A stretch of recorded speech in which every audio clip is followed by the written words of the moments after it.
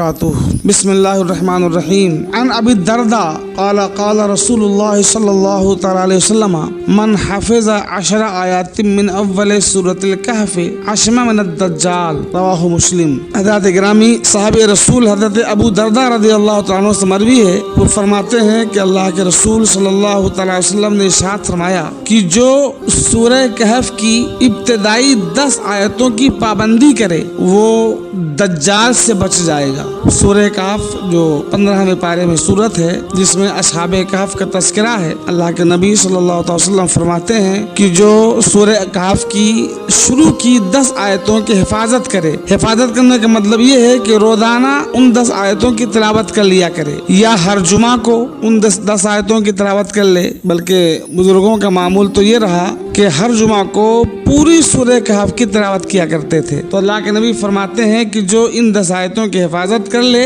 यानी रोजाना या कम से कम हर जुमा इन आयतों को पढ़ लिया करे, तो फितने दज्जाल से महफूज रहेगा। दज्जाल का फितना बहुत बड़ा फितना होगा। हदीस पाक में दज्जाल से मुराद या तो वही दज्जाल है जो कुर्ब क़यामत में निकलेगा, और उसका फितना इतना सख्त होगा कि हर नबी ने अपनी अपनी उम्मतों को उससे डराया है। उसके बारे में आप हज़रात ने सुना होगा कि उसके एक हाथ में आग होगी और एक हाथ में बाग होगा। वो आग को जहन्नम बताएगा और बाग को जन्नत बताएगा, और अपने को खुदा कहलवाएगा। जो उसे खुदा कह देगा उसे बाग में डाल देगा, और जो उसे खुदा नहीं कहेगा उसे वो आग में डाल देगा। हालांकि वो आग उसके लिए आग बन जाएगी, और जो मोमिन उससे खुदा नहीं कहेगा उसे आग में डालेगा, वो आग उसके लिए गुलजार हो जाएगी। ये अलग बात है। तो उसका फितना इतना सख्त होगा कि वो तरह तरह के करिश्मे दिखाएगा, पानी बरसाएगा और मकरो फरेब करेगा, जिसकी वजह से बहुत से लोगों के ईमान खराब हो जाएंगे। तो अल्लाह के नबी सल्लल्लाहु अलैहि वसल्लम फरमाते हैं कि जो सूरह कहफ़ की इब्तिदाई 10 आयतों की हिफाजत करे, इंशाअल्लाह ताला वो फितने दज्जाल से महफूज रहेगा। और या तो इस हदीस पाक में दज्जाल से मुराद वो दज्जाल हैं जिनके बारे में हदीस पाक में बताया गया। मेरे आका फरमाते हैं कि मेरे बाद 30 दज्जाल पैदा होंगे जो नबूवत का दावा करेंगे। तो अगर इन दज्जालों में से कोई दज्जाल मुराद है तो मतलब ये है कि जो इन आयतों की तिलावत करेगा वो इस किस्म के दज्जालों से महफूज रहेगा और उसका ईमान सलामत रहेगा, और इंशाअल्लाह ताला वो ईमान की हालत में दुनिया से रुखसत होगा। अल्लाह ताला हमें कुरान मुक़द्दस की इन 10 आयतों की तिलावत करने की तौफीक अता फरमाए, सूरह कहफ़ की 10 इब्तिदाई आयतों की मुहाफ़ज़त करने और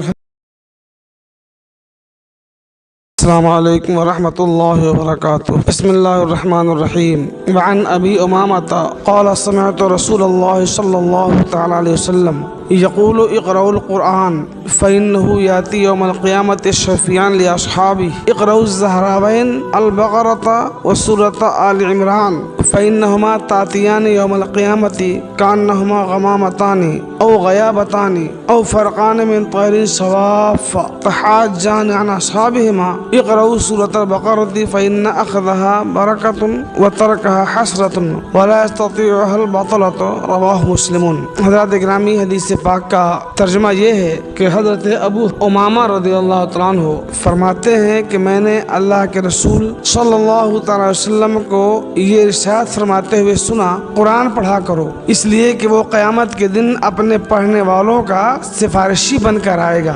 2 चमकदार सूरतें यानी सूरह बकर और सूरह आल इमरान पढ़ा करो। ये दोनों क़यामत के दिन यूँ आएंगी जैसे बादल के टुकड़े या साइबान या सफ बस्ता चिड़ियों की टोलियां अपने पढ़ने वालों की तरफ से झगड़ेंगी। सूरह बकर पढ़ा करो इसलिए कि इसका लेना बरकत है और इसका छोड़ना हसरत है, जिसे झुटलाने वाले झुटला नहीं सकते।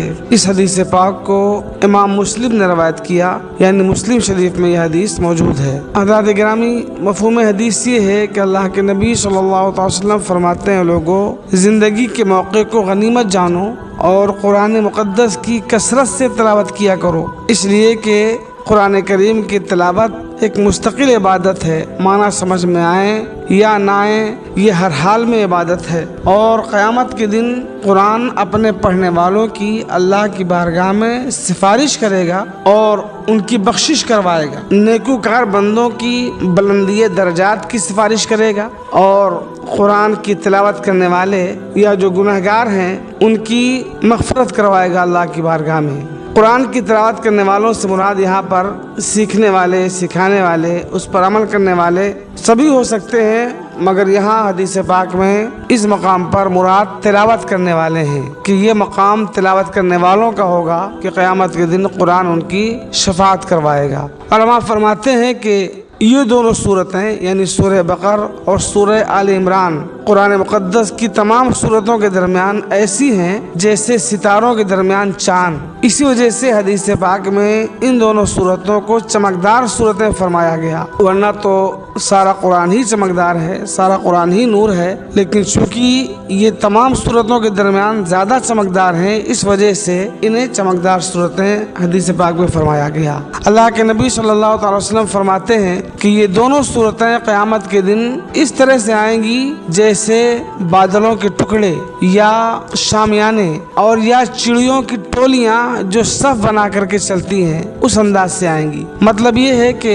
قرآن مقدس کی تلاوت کرنے والوں کے درجات کے اعتبار سے قرآن مقدس اور یہ دونوں صورتیں ان پر سایہ کریں گی۔ جو قرآن کی تلاوت کرنے میں مخلص ہیں اور بڑے خلوص کے ساتھ، خلوص کے اعلیٰ درجے کے ساتھ قرآن کی تلاوت کرتے ہیں تو یہ دونوں صورتیں اس کے لیے ابر رحمت بن جائیں گی اور بادل بن کر کے سائے کا بھی کام کریں گی اور روشنی بھی دیں گی، اور جو درمیانی اخلاص والے ہیں ان کے لیے یہ صورتیں شامیانہ بن جائیں گی، یعنی شامیانہ بن کر ان کے سر پر سایہ افغن ہوں گی اور قیامت کی دھوپ سے ان کو بچائیں گی۔ اور جو کم درجے کے اخلاص والے ہیں تو یہ دونوں صورتیں ان کے لیے اس طرح سے آئیں گی کہ جیسے چڑیاں سب بنا کر کے چلا کرتی ہیں اور ایک ٹولی ان کی ہوتی ہے تو چڑیاں آ کر کے گویا کہ اس شخص کے سر پر سایہ ڈال دیں گی تاکہ وہ قیامت کی گرمی سے محفوظ رہے۔ اللہ کے نبی صلی اللہ علیہ وسلم فرماتے ہیں سورہ بقر پڑھا کرو اس لیے کہ اس کا لینا برکت ہے اور اس کا چھوڑنا حسرت ہے۔ مطلب یہ ہے کہ قیامت کے دن اللہ تعالیٰ